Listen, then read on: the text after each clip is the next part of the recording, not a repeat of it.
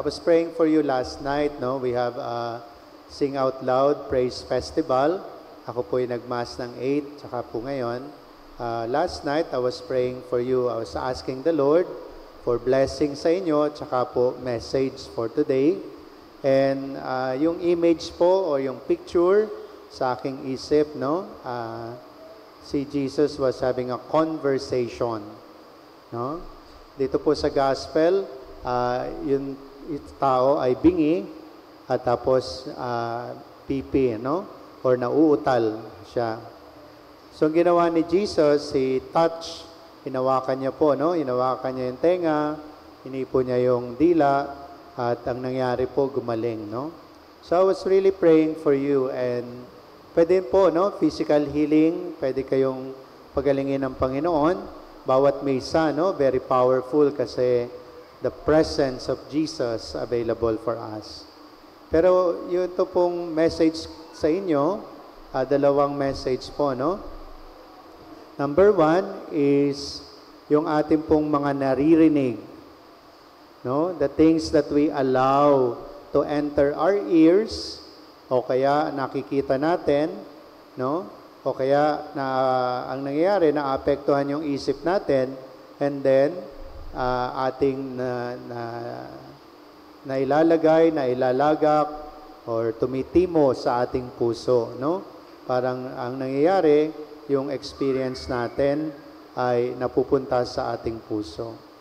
No? Madalas po yung mga naririnig natin sa parents natin growing up, yung mga advice, mga sinabi ng mga tao sa atin, no? It can wound yung ating puso, no? At yung ating mga memories, naaalala natin, pag naaalala natin, nasasaktan tayo, no? Maybe some people you trusted betrayed you. Maybe mayroon tayong mga expectation sa mga tao na kinikilala natin o kaya pinapahalagahan natin, and na-disappoint tayo, no? Ang nangyayari po, we give meaning. You know, yung ating nakikita, naririnig, binibigyan natin ng meaning, no? Kabuluhan, kahulugan, and then yung puso natin pinaprocess, ano? Kaya po minsan nararamdaman natin, bumibigat yung pakiramdam natin, sumasama loob natin, o kaya nagagalit tayo, no?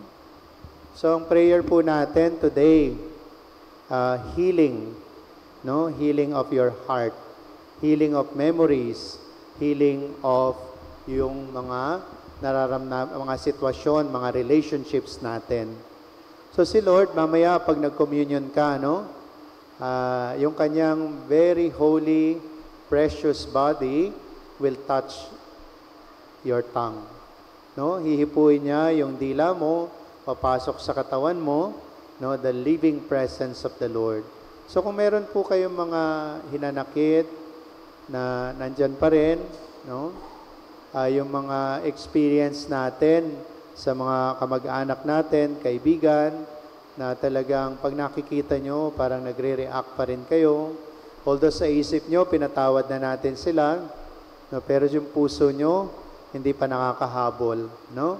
Mas mabagal ang puso pagkadating sa pagpapatawad. O kaya naman po, meron tayong mga trauma, meron tayong mga hurts or pain, no, na hindi pa masyadong nagsusurface, hindi natin ma-express. Mamaya, pag nag-communion ka, no, papasukin mo ang presensya ng Panginoon. Pray for inner healing, no? So, nung nagdarasal po ako, yung image na sa tingin ko galing sa Panginoon, yung mukha niya maaliwalas, no? Yun po ang nangyayari, ano? Pag yung puso natin mabigat, yung isip natin stress, at yung memories natin, ano? Yung mga alaala natin ay wounded, bumabakas po sa mukha natin. No? Nagmamanifest po talaga sa mukha natin, no? Minsan, kahit hindi sila magsalita, no? Pag nakita mo yung mukha, sabi ko, may pinagdaraanan siguro ito. Or nararamdaman nyo sa kanilang espiritu, baka merong pain o merong kayang memories na talagang ang bigat-bigat ng pakiramdam, no? And then, lalo na pag nag-open up na sa atin. So ngayong umaga, let's pray for God's healing power. No, yung healing of memories, healing of inner experience natin, and then healing sa mga hurts and pains natin. Lahat naman tayo sugatan, ano? Lahat naman tayo may karanasan na parang masakit, no? Gusto nating gumaan yung pakiramdam natin. Isang recommendation ko rin po, no? Ito nangyayari po pagka nakikipag-usap tayo sa Diyos. Kilala niyo po si Moises, no? Sa Old Testament. Si Moses, ano? So, nung bumaba siya, after 40 days, bumaba siya sa bundok, dala-dala niya yung covenant, yung 10 commandments, yung mukha niya nagliliwanag. Ganon din sa burning bush. Noong na-experience ni Moses ang presence ng Panginoon, yung mukha niya nagliliwanag. Pagka meron silang tent, no, tent of meeting, pag nagdarasal si Moses doon, paglabas niya, no, yung mukha niya maaliwalas. So alam niyo po, yun yung epekto ng presence ng Panginoon. Alam ko may maraming nagpupunta rin sa atin, ano, papaayos natin yung mga mukha natin para mabawasan yung kulubot, makinis yung mukha. Ito po libre, ano? Libre ito. You spend at least 30 minutes in adoration. At sabihin mo kay Lord, ano yung nasa puso mo, sino yung mga nakasakit sa'yo, pag-pray mo sila, patawarin mo sila, no? Ikwento mo kay God yung mga naranasan mo nung bata ka pa hanggang sa paglaki mo. No, once a week, twice a week, no, nakikipagkwentuhan kay Lord.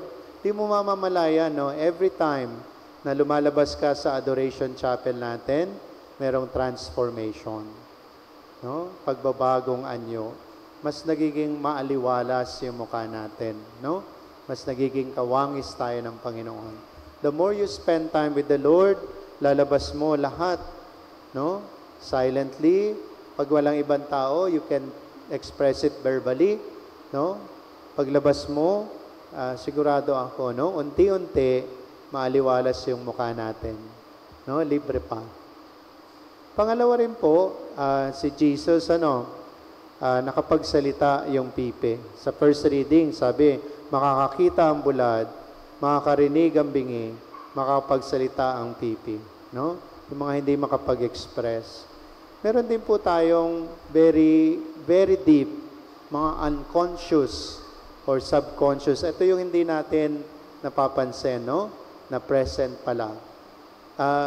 Ito yung malalalim na karanasan natin. O kaya, yung hindi natin na-express ng maayos. No, kasi ang lalim na ng sugat. Si Lord can reach out to your past. Can reach out to your present. He can also bless your future. Ano bang sabi ng Panginoon, no? Sa atin? Jesus is the same yesterday, today, and forever, no? Kinabukasan, kasalukuyan, at saka sa darating, no? So, anong ibig sabihin, mga kapatid, no? Mamaya, pag nag-communion ka, you ask the Lord, Lord, I really pray for restoration and reconciliation. Restoration, pagbabalik, no, ng ating kalooban. Reconciliation, paghilom ng ating mga relationships. Kasi ang nangyayari po, although sa isip natin at sa puso natin, sabi natin, no, we forgive. Pero meron tayong mga trauma. Meron tayong mga, kahit hindi tayo may kasalanan, it happens to us. No? Kaya importante po, yung naririnig nyo, nakikita nyo, nararamdaman nyo, no, you bring that to the Lord. At lalo na yung mas malalim. No? So talagang, pag nag-communion ka mamaya, you ask the Lord, Lord, can you reach out to the depths, yung pinakamalalim kong experience na hindi ko napapansin. And I pray for healing, Jesus. No? Katulad kanina, sa gospel, nakapagsalita, no? Nagpuri sa Diyos, nagsalita siya. Ganun din, baka meron po kayong, yung puso nyo po, hindi, yung kaluluwa natin, our soul, hindi makapag-express. Kasi ang daming blockage, ang daming barrier, ang daming, ano ba sa Tagalog yun? Para tayo nakagapos, no? Para tayo nakatali. So, si Jesus, He can set you free. No? Ang sabi po sa Hebrews, the letter to the Hebrews, anong makakapagpalaya sa atin? The words of Jesus, salita ng Diyos. No? So, sabi sa Hebrews, the Word of God is sharper than any double-edged sword. The Word of God is alive and active. Ang salita ng Diyos, buhay, kumikilos. Mas matalas pa kaysa sa double-edged sword. Alam niyo yung patalim na yung magkabilaan yung talas niya, no? Double-edged sword. So, ibig sabihin, kaya tayong palayain. Yung mga karanasan, pag-iisip na gumagapos sa atin at yung puso natin nasasakal, yung kaluluwa natin di makakilos, we cannot be who we fully are. No? Hindi tayo makapag-express ng full kasi parang merong mga barriers, may mga blockage. Ano? Alam nyo, ang pinaka-powerful, no, is the word of Jesus. Diba sabi ni Lord, no, be healed. Ephata, be open. No? Gumaling ka. No? Very powerful ang salita ni Jesus. So, ganun din po, no? Ang recommendation ko, libre ito. Tuloy nyo lang yung consultation nyo sa therapy, mga counseling, psychology, no? But if you can partner with the Word of God, ang salita ng Diyos, ito libre, no? Magbasa ka ng Salmo, Psalm 23, Psalm 27. Pag nagbabasa ka ng salita ng Diyos, yung kapangyarihan, the spiritual power, yung mga unconscious or subconscious na sakit natin, no, ang salita ng Diyos, hinihiwa, no, pinapalaya tayo. Kaya mamaya, pagkatapos ng communion, you ask the Lord, Lord, speak into my life. Magsalita ka kung anong kailangan kong marinig. Magsalita ka to the depths of my heart. Yung pinakamalalim na karanasan ko, Panginoon, set me free. No? So katulad sa gospel natin, ang bingi nakarinig at ang pipi nakapagsalita. Ganun din, baka yung puso natin. Kailangan marinig ang salita ni Jesus para we can express fully who we are. Nakakaawa po minsan, pagka may mga kausap ako, tapos sirap na sirap silang ipaliwanag kung anong nararamdaman nila. Nakakaawa minsan, kasi kahit yung mga kabataan na we do a lot of youth ministry dito sa St. Benedict, minsan, hindi sila makapag-express kung ano talaga yung nararamdaman nila, naiisip nila, parang may takot. No? At kung hindi natin bibigyan ng atensyon yan, it can grow worse.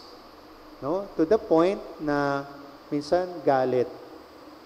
No? It comes out as galit. Nagagalit. No? Di may paliwanag. Nagagalit. Tapos minsan naman, parang insecurities. No? Parang lagi kang iiwanan. Hindi ka sapat. You're not worthy. Yun yung mga sinasabi natin sa sarili natin. O minsan naman, nagdududa. No? There's something wrong from within na naapektuhan yung ating pag-iisip at naapektuhan yung ating puso. So mamaya, pag nag-communion ka, ask the Lord, Lord, magsalita ka. Set me free. Liberate me. Heal me. No? So ang akin pong suggestion sa iyo, pag nag-communion ka mamaya, to be intimate with the Lord, no? One-on-one kayo ni God. At sabihin mo sa Kanya, anything that comes from your heart. Anything, no? tatanggapin ka niya, pagagalingin ka niya, palalayain ka niya. Amen.